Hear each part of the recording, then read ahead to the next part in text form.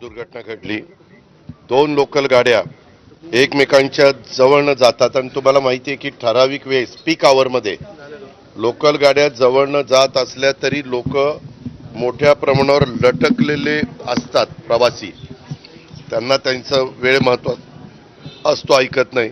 आणि रेल्वेला जसं मेट्रोला दरवाजा असतो तसा दरवाजा नसल्यामुळं ते बरेचसे प्रवासी लटकले आणि ते घासले गेले।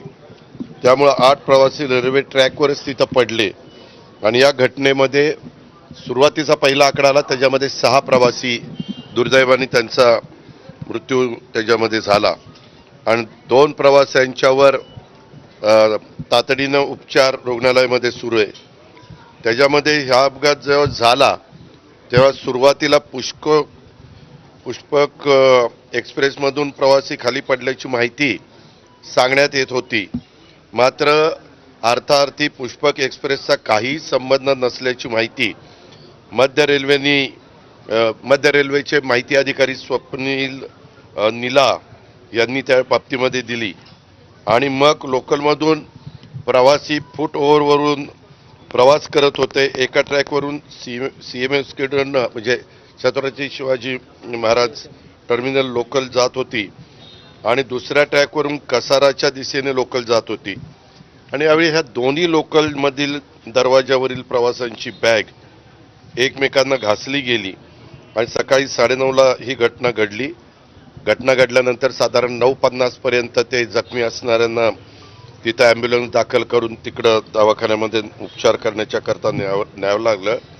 मुंब्रा आणि दिवा हा जो काही परिसर आहे त्या दरम्यान ही घटना घडली आणि अप आणि डाऊन दरम्यानच्या लोकल दरम्यान फूट ओव्हरब्रिजवरून प्रवास हे लोक करत होते अशी साधारण माहिती आहे आणि 8 प्रवासी खाली पडलेले होते। परंतु आता अजूनपर्यंत त्यांनी सांगितलं की अजून 4 जणांचा उपचार त्याच्यामध्ये चाललेला आहे, प्रयत्न चालू आहे। खरं तर तुम्हाला सगळ्यांना माहिती आहे की मुंबईची अतिशय मोठ्या प्रमाणावर लोकांना जायला लागणारी एक महत्त्वाची यंत्रणा म्हणजे लोकल आहे आणि त्या लोकलमध्ये एवढी मोठ्या प्रमाणावर गर्दी असते। खरं तर रेल्वे मंत्रालय नेहमी त्यामध्ये नवीन नवीन गोष्टी करतं। आत्ताही मधल्या काळामध्ये ब्रिटिशांच्या काळातले जे ब्रिज होते ते ब्रिज खराब झाल्यामुळे ते ब्रिज आपण काढले आणि तिथं नवीन ब्रिजचं काम सुरू केलं। तुम्हाला मध्ये आठवत असेल एकीकडं सायन्सच्या कुठंतरी 2-3 ठिकाणी मध्ये घटना घडलेल्या होत्या आणि त्याच्यातनं पण काही लोकांच्यावर त्यांना स्वतःच्या जीवाला गमवावं लागलं। अशा प्रकारच्या घटना घडल्यानंतर खरं सातत्याने मागणी होती की बाबा तुम्ही ह्याचं सगळं ऑडिट करून घ्या आणि नक्की काय ह्याच्यातनं मार्ग काढता येईल, कारण इतक्या मोठ्या प्रमाणावर ही घटना दुर्दैवी आहे। त्याच्यामध्ये मी आता म्हणजे मुख्यमंत्री तर रेल्वे मंत्रालयाशी 100% बोलले असतील, मी पण वैष्णवी साहेबांशी संपर्क साधणार आहे, कारण तुमच्याशी बोलून गेल्यानंतर माझे विभागीय आयुक्त कार्यालयामध्ये एक बैठक आहे, तिथनंच मी त्यांच्याशी संपर्क साधण्याचा प्रयत्न करणार आहे आणि ह्याच्यामध्ये तातडीनं काय नक्की उपाययोजना केल्यानंतर आपल्या मुंबईकरांचा किंवा लोकलमधनं प्रवास करणाऱ्या नागरिकांचा हा जीव सुरक्षित राहील अशा पद्धतीनं ती पावलं ही निश्चितपणे उचलावीच लागणार आहे। आता त्याच्यातनं एक दुसरी गोष्ट अशी आहे की लोकललाच दरवाजे करायचे, पण लोकलला दरवाजे केले तर ते कितपत मान्य होईल, कारण तुम्हालाही माहिती आहे लोकल अशी येते थांबत असतानाच प्रवासी उतरतात आणि लगेच बाहेरचे प्रवासी आतमध्ये त्या बाबतीमध्ये चढतात। असा मी पण ज्यावेळेस लोकलनी कधी काही प्रवास करायची संधी, आत्ता नाही, ज्यावेळेस मी राजकीय जीवनात माझा संबंध नव्हता त्यावेळेस नागरिक म्हणून करत होतो तेव्हा ते तशाच प्रकारचा अनुभव सगळ्यांनाच येतो, आत्ताही नागरिकांना तोच अनुभव होतो। पण ही गोष्ट ही झालेली घटना अतिशय दुर्दैवी आहे, मनाला वेदना देणारे। मी ते ज्यांचं दुःखद निधन झालं त्या सर्वांना भावपूर्ण ऐका ना, अशा प्रकारच्या घटना घडल्यानंतर रेल्वे मंत्रालय त्याबद्दलचं जे काही मदत पाहिजे मृतांच्या नातेवाईकांना ती जाहीर करतं आणि जे जखमी असतात त्यांचा तर संपूर्ण खर्च हा विभागाकडनं केला जातो, ती कुठली अडचण येणार नाही। आज सकाळी मुख्यमंत्री सोलापूर गोवा हे जी एक विमान सेवा सुरू झालेली आहे त्याच्याकरता तिकडे गेलेले होते. मी मुख्यमंत्र्यांशी पण बोलेन. मुख्यमंत्री पण ह्याच्या संदर्भामध्ये निश्चितपणे राज्याचे प्रमुख या नात्याने मदत जाहीर करतील आणि तशा पद्धतीनं त्यांच्या नातेवाईकांना मदत दिली जाईल. डबे वाढवण्याची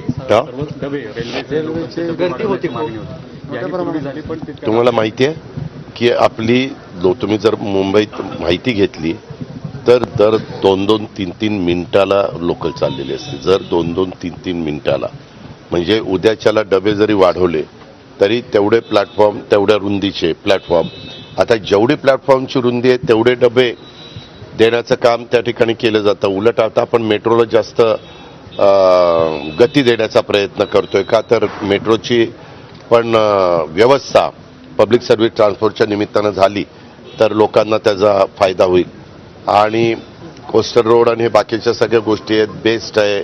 त्याच्यामध्ये प्रदूषणमुक्त अशा प्रकारच्या बसेस तिथं ठेवल्या गेलेल्या आहे. पण एक खरं आहे की फार मोठ्या प्रमाणावर चर्चगेटकडे येणाऱ्या किंवा छत्रपती शिवाजी महाराज टर्मिनलकडे येणाऱ्या प्रवाशांची संख्या त्या बाबतीमध्ये असते. ही गोष्ट मात्र नाकारता येते. दादा, खरं त्या दुर्घटनेनंतर राज ठाकरे असं म्हणाले की लोंढे जे आहे ते मुंबईमध्ये येत आहेत, शहराचा विचका झालाय, नियोजन कुठल्याही प्रकारचं नाहीये, आपले मंत्री परदेशामध्ये फिरायला जातात तिकडून काहीच घेऊन येत नाही. या दुर्घटनेची नक्की जबाबदारी का?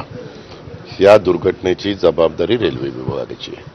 हे कुणी नाकारू शकत नाही कारण शेवटी ज्या डिपार्टमेंटचं ही घटना घडते परंतु त्यांची जबाबदारी आहे. त्याच्यामध्ये त्यांना आता ह्याच्याबद्दलची चौकशी ही निश्चितपणे त्यांचे आदेश निघालेच असतील. चौकशी केल्यानंतर काय फॅक्ट आहे ती आपल्या सगळ्यांच्या समोर येईल. आता काही राजकीय नेत्यांना व्यक्तींना काय बोलायचं हा त्यांचा अधिकार आहे. दादा, प्रवासी संघटनांनी आरोप केला ज्या ठिकाणी अपघात झाला तिथं कर्व आहे आणि तिथं 2 गाड्या नेहमी रोज जवळ येतात. वेळा ज्या आहेत त्या बदलून अनेकदा मागितलेल्या होत्या. हा अपघात होऊ शकतो असं मी आपल्याला सांगतो की चौकशी केल्यानंतर ज्या ज्या गोष्टी समोर येतील त्याबद्दलची खबरदारी घेण्याच्या बद्दलच्या सक्त सूचना या संबंधितांना देण्यात येतील. दादा, उद्या राष्ट्रवादीचा वर्धापन दिन जो आहे तो बालेवाडीला पार पडतोय. काय उद्याच्या वर्धापन दिनाच्या निमित्तानं स्थानिक स्वराज्य संस्थेची निवडणुकीच्या अनुषंगाने त्याच्या इतक्या आधी सांगून उपयोग नाही कारण मग कार्यकर्त्यांनी ऐकल्यावर ते कार्यकर्ते येणारच नाही तिथं. त्याच्यामुळे उद्याच्याला मी सकाळी कॅबिनेट उरकून आम्ही सगळे मंत्री राष्ट्रवादीचे तिथं येणार आहे. तिथं आल्यावर मी माझी भूमिका मांडेल. सकाळी 10:10 झेंडावंदन आहे. ते झेंडावंदन होईल. बाकीचे कार्यकर्ते तिथं ते सगळे त्याची चर्चा होईल. इतर नेते आपले